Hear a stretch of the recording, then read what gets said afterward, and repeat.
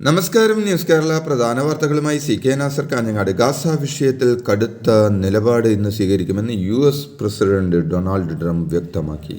പലസ്തീൻകാരെ സമീപ രാഷ്ട്രങ്ങളിലേക്ക് മാറ്റി ഗാസ സ്വന്തമാക്കുമെന്ന ഭീഷണി ആവർത്തിച്ച് ദിവസങ്ങൾക്കുള്ളിലാണ് ട്രംപിന്റെ പ്രഖ്യാപനം. ഗാസയിലെ 20 ലക്ഷത്തിലേറെ വരുന്ന പലസ്തീൻകാർ ഒഴിഞ്ഞു പോകണമെന്നാണ് ട്രംപിന്റെ നിലപാട്. ഗാസ US ഏറ്റെടുത്ത് അവിടെ ഉല്ലാസ കേന്ദ്രം നിർമ്മിക്കുമെന്ന് അധികാരമേറ്റതിന് പിന്നാലെ ട്രംപ് പ്രഖ്യാപിച്ചത് രാജ്യാന്തര പ്രതിഷേധത്തിന് ഇടയാക്കിയിരുന്നു. കോട്ടയം സർക്കാർ നഴ്സിംഗ് കോളേജ് ഹോസ്റ്റലിൽ നടന്ന റാങ്കിങ്ങുമായി ബന്ധപ്പെട്ട് college principal professor Sulaikha, IT assistant വാർഡന്റെ ചുമതലയുള്ള assistant professor Ajeesh P. Mani എന്നിവരെ അന്വേഷണ വിധേയമായി ആരോഗ്യവകുപ്പ് സസ്പെൻഡ് ചെയ്തു. കോളേജ് ഹോസ്റ്റലിലെ റാങ്കിംഗ് തടയുന്നതിലും ഇടപെടുന്നതിലും വീഴ്ച പറ്റിയെന്ന് കണ്ടെത്തിയതിനെ തുടർന്നാണ് നടപടി. ഹോസ്റ്റലിലെ ഹൗസ് കീപ്പർ കം സെക്യൂരിറ്റിയെ അടിയന്തരമായി നീക്കം ചെയ്യാനും നിർദ്ദേശം നൽകിയ ഉത്തരവായി. ഇന്ത്യ US ഉഭയകക്ഷി ബന്ധത്തെക്കുറിച്ച് US പ്രസിഡന്റ് ഡൊണാൾഡ് ട്രംപുമായുള്ള സംയുക്ത വാർത്താ സമ്മേളനത്തിൽ പുതിയ സമവാക്യവുമായി ഇന്ത്യൻ പ്രധാനമന്ത്രി നരേന്ദ്രമോദി. ഡൊണാൾഡ് ട്രംപിന്റെ മെയ്ക്ക് അമേരിക്ക ഗ്രേറ്റ് എഗെയിൻ എന്ന മാഗയും മെയ്ക്ക് ഇന്ത്യ ഗ്രേറ്റ് എഗെയിൻ മികയും ചേർന്നാൽ മെഗാ കൂട്ടുകെട്ടാകുമെന്നാണ് മോദി പറഞ്ഞത്. USഉം ഇന്ത്യയും ഒരുമിച്ച് പ്രവർത്തിക്കുമ്പോൾ മെഗാ പങ്കാളിത്തമായി മാറുമെന്നും മോദി വ്യക്തമാക്കി. US സന്ദർശനത്തിനിടെ പ്രധാനമന്ത്രി മോദിയും അമേരിക്കൻ പ്രസിഡന്റ് ട്രംപും തമ്മിൽ വ്യാപാരം, പ്രതിരോധം, കുടിയേറ്റം തുടങ്ങിയ വിഷയങ്ങളിൽ ചർച്ചയായി. വിവിധ വിഷയങ്ങൾ നിർണായക തീരുമാനങ്ങൾ കൈക്കൊണ്ടതായും റിപ്പോർട്ടുകൾ വ്യക്തമാക്കുന്നു. മുംബൈ ഭീകരാക്രമണത്തിന്റെ സൂത്രധാരൻ തഹാവൂർ റാണയെ ഇന്ത്യക്ക് കൈമാറുമെന്ന് ട്രംപ് അറിയിച്ചു. റാണയെ കൈമാറണമെന്ന് വർഷങ്ങളായി ഇന്ത്യ ആവശ്യപ്പെടുന്നുണ്ട്. റാണയെ കൈമാറാനുള്ള അമേരിക്കയുടെ നിലപാടിനെ പ്രധാനമന്ത്രി നരേന്ദ്രമോദി അഭിനന്ദിച്ചു. $500 മില്യൺ ഉഭയകക്ഷി വ്യാപാരത്തിന് ഇരു രാജ്യങ്ങളും തമ്മിൽ തീരുമാനമായിട്ടുണ്ട്. കൂടാതെ USൽ നിന്ന് ഇന്ത്യയിലേക്ക് കൂടുതൽ ഓയിലും ഗ്യാസും ഇറക്കുമതി ചെയ്യാനുള്ള കരാറും യാഥാർത്ഥ്യമാകും. ലോകത്തിലെ തന്നെ ഏറ്റവും നൂതനമായ യുദ്ധവിമാനങ്ങളിലൊന്നായ F-35 യുദ്ധവിമാനങ്ങൾ ഇന്ത്യക്ക് നൽകാനും തീരുമാനമായിട്ടുണ്ട്. അമേരിക്കൻ സന്ദർശനത്തിനെത്തിയ പ്രധാനമന്ത്രി നരേന്ദ്രമോദിക്ക് സ്പെഷ്യൽ സമ്മാനം നൽകി US പ്രസിഡന്റ് ഡൊണാൾഡ് ട്രംപ്. ഇരു നേതാക്കളും ഒരുമിച്ച് പങ്കെടുത്ത ഹൗഡി മോദി നമസ്തേ ട്രംപ് പരിപാടികളിൽ നിന്നുള്ള ചിത്രങ്ങൾ ഉൾപ്പെടുത്തിക്കൊണ്ടുള്ള കോഫി ടേബിൾ ബുക്കാണ് ട്രംപ് മോദിക്ക് സമ്മാനമായി നൽകിയത്. വയനാട് പുനരധിവാസത്തിന് 529 കോടി 50 ലക്ഷം രൂപയുടെ മൂലധന നിക്ഷേപ വായ്പ അനുവദിച്ച് കേന്ദ്ര സർക്കാർ. ടൗൺഷിപ്പ് അടക്കം 16 പദ്ധതികൾക്കാണ് വായ്പ അനുവദിച്ചത്. പലിശയില്ലാത്ത വായ്പ 50 വർഷം കൊണ്ട് തിരിച്ചടച്ചാൽ മതി. ഇക്കാര്യം അറിയിച്ച് ധനവകുപ്പ് അഡീഷണൽ ചീഫ് സെക്രട്ടറിക്കാണ് കേന്ദ്രം കത്തയച്ചത്.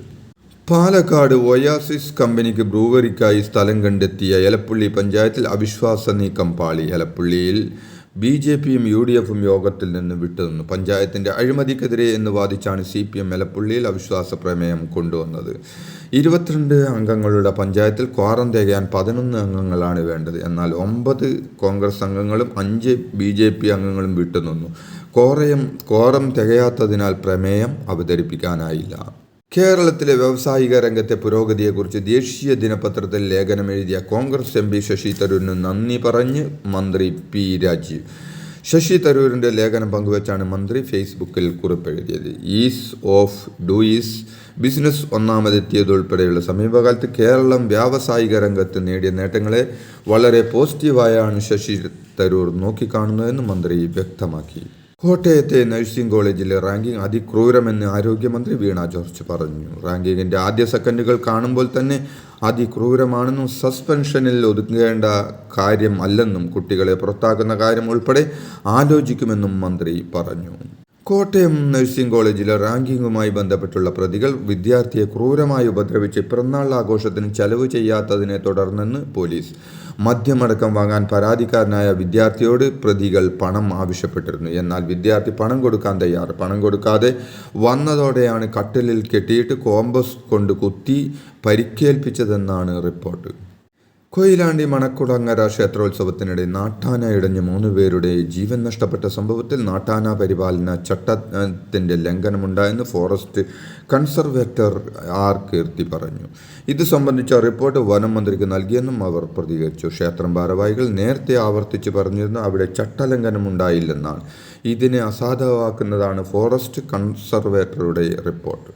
കൊയിലാണ്ടി മണക്കുളങ്ങര ക്ഷേത്രത്തിലെ ഉത്സവത്തിനിടെ ആനയിടഞ്ഞുണ്ടായ അപകടത്തിൽ സ്വമേധയാ ഇടപെട്ട് ഹൈക്കോടതി ഗുരുവായൂർ ദേവസ്വം ഉദ്യോഗസ്ഥനോട് കോടതിയിൽ ഹാജരാവാൻ നിർദ്ദേശം. വനം വകുപ്പും ഗുരുവായൂർ ദേവസ്വവും വിശദീകരണം നൽകണമെന്നും ആനകളെക്കുറിച്ചുള്ള വിശദാംശങ്ങൾ നൽകണമെന്നും കോടതി നിർദ്ദേശിച്ചു. തിരുവനന്തപുരം കാട്ടാക്കടയിൽ +1 വിദ്യാർത്ഥിയെ സ്കൂളിൽ തൂങ്ങി മരിച്ച നിലയിൽ കണ്ടെത്തിയ സംഭവത്തിൽ പൊതുവിദ്യാഭ്യാസ വകുപ്പ് അന്വേഷണം പ്രഖ്യാപിച്ചു. കാട്ടാക്കടയിലെ കുറ്റിച്ചരൽ പരുത്തിപ്പള്ളി BHSലെ +1 വിദ്യാർത്ഥി ബെൻസൺ എബ്രഹാമിനെയാണ് മരിച്ച നിലയിൽ കണ്ടെത്തിയത്.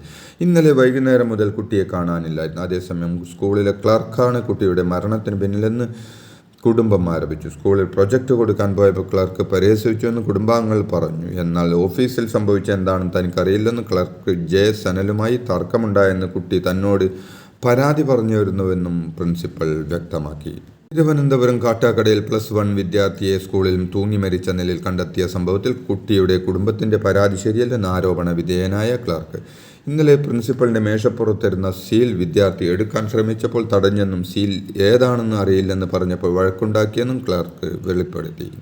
ആതിരപ്പള്ളിയിൽ മസ്തകത്തിൽ മുറിവേറ്റ ആനയെ കണ്ടെത്തി. വെറ്റിലപ്പാറ പ്ലാന്റേഷൻ കോർപ്പറേഷൻ ഫാക്ടറിക്ക് സമീപമാണ് ആന നിലയുറപ്പിച്ചിരിക്കുന്നത്. ആന ക്ഷീണിതനാണെന്നും ആരോഗ്യനില മോശമായി തുടരുകയാണെന്നും വനം വകുപ്പ് പറഞ്ഞു. അതേസമയം ആനയെ കൊണ്ടുവന്ന് പരിചരിക്കുന്നതിനായി കോടനാട് അഭയാരണ്യത്തിൽ തയ്യാറെടുപ്പുകൾ തുടങ്ങി.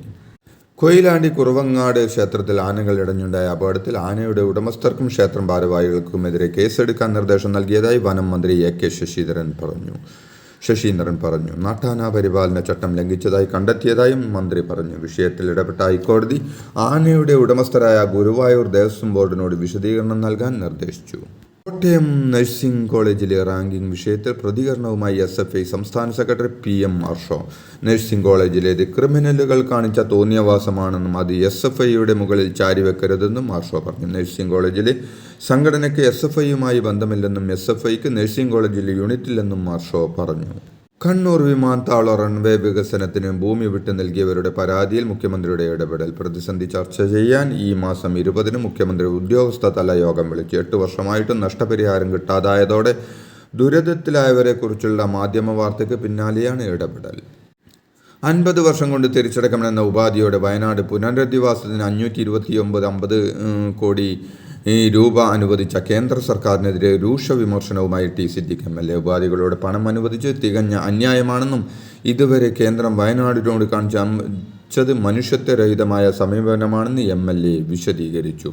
സംസ്ഥാനത്ത് വീണ്ടും ചൂട് കൂടുന്നു. ഇന്നും കേന്ദ്ര കാലാവസ്ഥാ വകുപ്പ് താപനില മുന്നറിയിപ്പ് പ്രഖ്യാപിച്ചു. കേരളത്തിൽ ഒറ്റപ്പെട്ട ഇടങ്ങളിൽ സാധാരണയേക്കാൾ 2 ഡിഗ്രി മുതൽ 3 ഡിഗ്രി വരെ താപനില ഉയരാൻ സാധ്യതയുണ്ടെന്ന് കേന്ദ്ര കാലാവസ്ഥാ വകുപ്പ് മുന്നറിയിപ്പ് നൽകി. ഉയർന്ന താപനിലയും ഈർപ്പവുമുള്ള വായുവും കാരണം ചൂടും അസ്വസ്ഥതയുമുള്ള കാലാവസ്ഥയ്ക്ക് സാധ്യതയുണ്ടെന്നും ജാഗ്രത വേണമെന്നും മുന്നറിയിപ്പിൽ പറയുന്നു.